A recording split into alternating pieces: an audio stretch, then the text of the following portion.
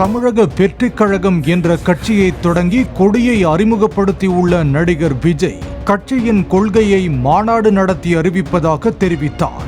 அதன்படி கட்சியின் முதல் மாநாட்டை நடத்துவதற்காக விழுப்புரம் மாவட்டம் விக்கிரவாண்டியை அடுத்துள்ள வி சாலையில் 85 ஏக்கர் நிலத்தை கட்சியினர் தேர்வு செய்துள்ளனர்.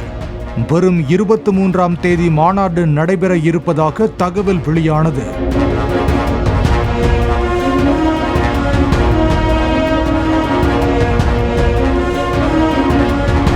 மாநாடு நடத்த அனுமதியும் பாதுகாப்பும் கோரி கடந்த மாதம் 28ஆம் தேதி விழுப்புரம் மாவட்ட காவல் கண்காணிப்பாளர் மற்றும் மாவட்ட ஆட்சியர் அலுவலகங்களில் விஜய் கட்சியினர் மனு அளித்தனர். அந்த மனுவின் அடிப்படையில் மாநாடு நடத்த அனுமதி அளிப்பது தொடர்பாக 21 கேள்விகளை கேட்டிருந்தனர் போலீசார். அனைத்து கேள்விகளுக்கும் விஜய் தரப்பினர் பதிலளித்த நிலையில் மாநாடு நடத்துவதற்கு 33 நிபந்தனைகளுடன் போலீசார் அனுமதி வழங்கியுள்ளனர். மாநாட்டின் மேடை, மாநாட்டு இடம், தேசிய நெடுஞ்சாலை, பார்க்கிங் வசதி ஆகியவற்றின் வரைபடங்களை கொடுக்க வேண்டும். வெளி மாவட்ட மற்றும் மாநிலங்களில் யார் தலைமையில் எந்தெந்த ஊரில் இருந்து எவ்வளவு பேர் வருகிறார்கள் என்ற விவரங்களை கொடுப்பதோடு மாநாட்டிற்கு வரும் அனைவருக்கும் குடிநீர், உணவு ஏற்பாடு செய்ய வேண்டும் என போலீசார் நிபந்தனை விதித்துள்ளனர்.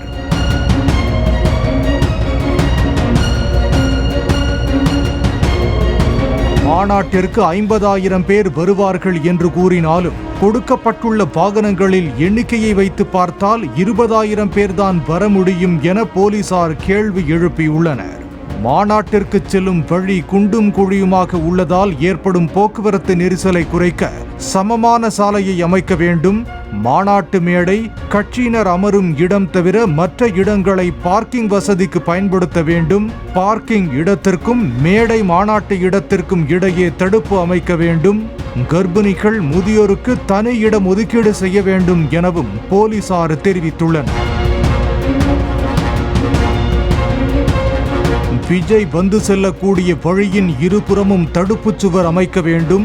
மாநாட்டிற்கு வரும் முக்கிய பிரமுகர்கள் மற்றும் விஜயுடன் வருபவர்களுக்கு வழங்கப்படும் பாஸ் விவரங்களை ஒப்படைக்க வேண்டும் என்பதும் போலீசாரின் நிபந்தனையில் இடம்பெற்றுள்ளது.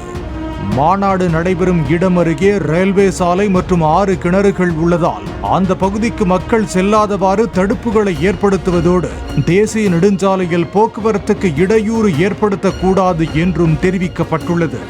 கொடி அலங்காரம், பேனர் போன்றவற்றால் விபத்து ஏற்பட வாய்ப்புள்ளதால் முடிந்த அளவிற்கு அதனை தவிர்க்க வேண்டும். மழை வருவதற்கு வாய்ப்புள்ளதால் அதற்கான முன்னேற்பாடுகளையும் செய்ய வேண்டும் என கூறப்பட்டுள்ளது. பொதுப்பணித்துறை மற்றும் மின்சாரத்துறையினரிடம் உரிய பாதுகாப்பு சான்றிதழ்களை பெற வேண்டும். கூம்பு ஒலிபெருக்கி பயன்படுத்தாததோடு வானவேடிக்கை கூடாது என்றும் நிபந்தனையில் உள்ளது.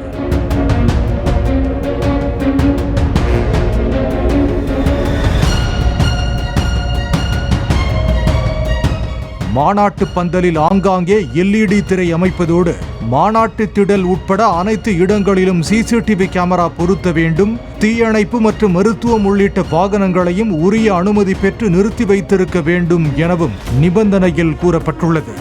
அனைத்து நிபந்தனைகளுடன் இந்த மாநாடு நடைபெறும் என்றும் விரைவில் மாநாட்டிற்கான அதிகாரப்பூர்வ தேதியை விஜய் அறிவிப்பார் எனவும் கட்சியினர் தெரிவித்தனர்.